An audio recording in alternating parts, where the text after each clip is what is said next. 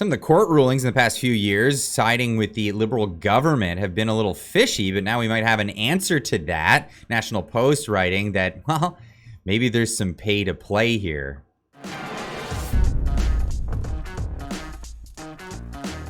High-level judges may have paid to meet Trudeau before their appointments. Liberal cash for access events may have allowed prospective Superior Court applicants to meet with top cabinet ministers, writes a National Post article. Now, this was a big investigation that took months, 8-month data analysis investigation by the National Post, and the Investigative Journalism Foundation started digging into the appointments of some of these judges and their habits with donating to the Liberal Party and attending fundraisers, things like this. Now, many other outlets are also writing about this. True North says Superior Court judges were Liberal Party donors and may even be members of the exclusive Laurier Club, the big top echelon, big donator club for the Liberal Party. Any federal fundraiser that charges over $200 per attendee and features a party leader, cabinet minister, or leadership contestant is required to notify Elections Canada. 3 federally appointed judges to Alberta's Superior Trial Court appeared to have similar names to those who were listed on Liberals' fundraising registry, according to the National Post report. And getting back to this report here, Michael Burke of Calgary is listed as having attended 5 Liberal Party fundraisers between October 2017 and September 2021 with Prime Minister Justin Trudeau and 2 with Deputy Prime Minister Chrystia Freeland. Robert Armstrong of Calgary attended 3 fundraisers for Liberals between July 2018 and October 2020, 2 with Trudeau in attendance and 1 with Freeland. Both Armstrong and Burke were also, as well as Kevin Feth, a similar name to another Alberta judge, appeared to have been Laurier Club members, an exclusive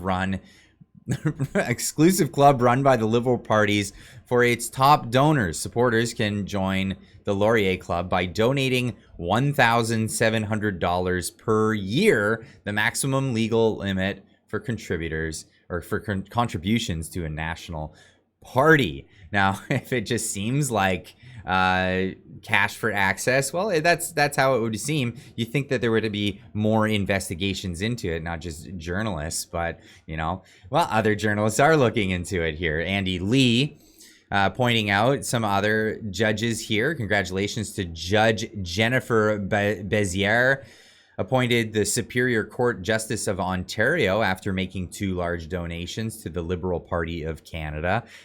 Getting that ball rolling, hey? It's funny how it seems that, in their investigation, they found that judges or prospects for judges to be judges that donated to the Conservatives were found to have gotten the job far less often than the ones that donated to the Liberal Party. Again, how an investigation has not been opened up about this is beyond me. You leave a comment in the comment section down below if you have any idea of why that isn't the case. I don't know. I have no clue. Again, Andy Lee saying congratulations to Judge Jason Howie, a longtime Conservative Party donor, for his appointment to the Superior Court of Justice of Ontario after, and only after, switching sides to donate $1,799 to the Liberal Party of Canada in 2023. And here's his, because this stuff has to be public, right? If you donate to a party, this information gets publicized and it gets out there where people can see it, and it's supposed to be that way. Now, we have Larry Brock, a Conservative MP, chiming in on this. At least 6 Superior Court justices may have paid to meet with the Prime Minister or the Deputy Prime Minister at Liberal Party fundraisers shortly before being appointed. Has Trudeau skipped over others in the pool that weren't at his fundraisers? Well, that would be a very good question, but who do we ask in this case? I don't know. A parody account for Justin Trudeau's ego on Twitter, or on X as you call it now. It's no longer called Twitter, but I still have a hard time getting used to that, so just bear with me here on this. Far-right journalists have reported that judges paid to meet me during their selection process. Just let me be clear, there is nothing wrong with judges bribing the Prime Minister. I even took this matter to the ethics commissioner. Thankfully, I still haven't appointed one yet. And this is a reality of the situation. We don't have an ethics commissioner in Canada at the moment. And it's actually getting quite ridiculous in this. We have this article saying lack of meaningful consultation over search for new ethics commissioner incredibly problematic, says Tory ethics critic. Canada has gone more than 6 months without a permanent federal ethics commissioner, and the absence of one impedes on certain functions of the ethics office. It's unbelievable. So the last one resigned because they were too old. They wanted to retire, so they had an interim one appointed, and then they resigned because of the clear conflict of interest, being a cousin of a sitting MP.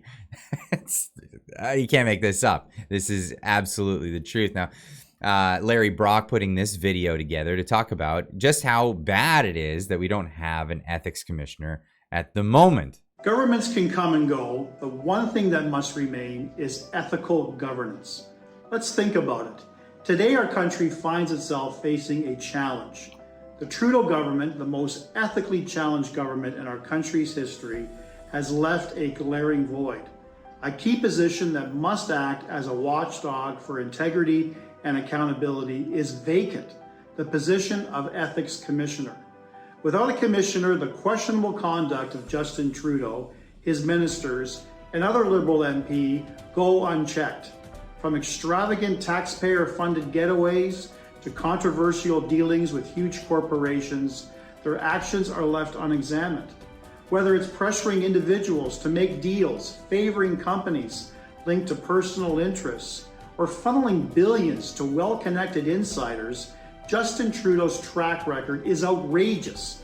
Imagine a government with a terrible history of ethics violations tried to appoint an ethics commissioner who is a sister-in-law of a Liberal minister who himself has a record of breaking ethics laws. You can't make this up. But when we called them out, this Liberal government decided to play the waiting game. No appointment, no accountability. It's time to restore faith in our democratic process. Justin Trudeau must stop hiding and restore accountability to his government by appointing an ethics commissioner now. You couldn't even get this video out without another ethics violation here with this whole idea that the judges were all paying to meet up with Trudeau right before he appointed them. Again, you can't make this up. It's unbelievable. But it's so convenient that Trudeau doesn't have an ethics commissioner, even though he was, hedging his bets with his recent divorce.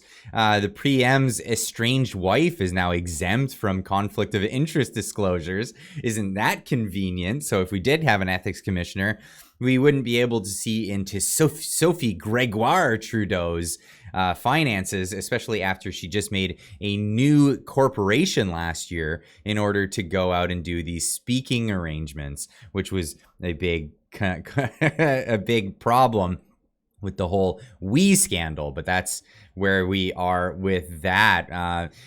Just taking a break here to let everybody know, you guys asked for it. The Clyde Do Something merchandise store is up. You guys asked for it. Get yourself a hoodie, get yourself a t-shirt, a mug, a hat, something like that. Just get on over there. Link is in the description down below, and you can check them out there.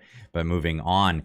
At least 6 current Superior Court justices may have paid to meet with the Prime Minister or Deputy Prime Minister at the Liberal Party fundraisers shortly before being appointed, says Rex Glasser on Twitter. It's a crime family. Like, how else do you explain this one away in actuality here? Now, Rowan on Twitter saying, hearing credible rumors that groups opposed to Justin Trudeau are so fed up that they're beginning to crowdfund to attend and heckle him at Liberal Party fundraisers to bypass his massive security detail. How do you feel about this? Now, here is one of the ones that came up recently. This was in an afternoon with Justin Trudeau, another one of these fundraisers, maybe so people can come in and peddle their influence. $1,000 a ticket to get in to see the Prime Minister, but was it really worth the while for people? Well, it turns out it was a big old flop, and these fundraisers are flopping all over the place. Apparently, he's canceling some of these events because of security reasons. Well, we're starting to see maybe it's not about security reasons. Maybe this is the end of an era for Justin Trudeau and his donations, or his events, the fundraiser events. And we can see this clearly by the stats that are coming in on where most of these conservatives, or most of these seats, are going to be going in the next election. And these are the odds of winning the most seats. I've seen a lot of people saying to me on Twitter, saying, polls aren't seats. Well, the polls are reflective of the seats to be won, and this is where they sit here. David Perez on Twitter pointing this out, saying, "Dear Liberal Party and NDP, the people at the helm of your parties are an absolute disaster. The longer you wait to call an election, the worse it will get. Do the right thing and save what you can for your party now." Absolutely destroying their own parties.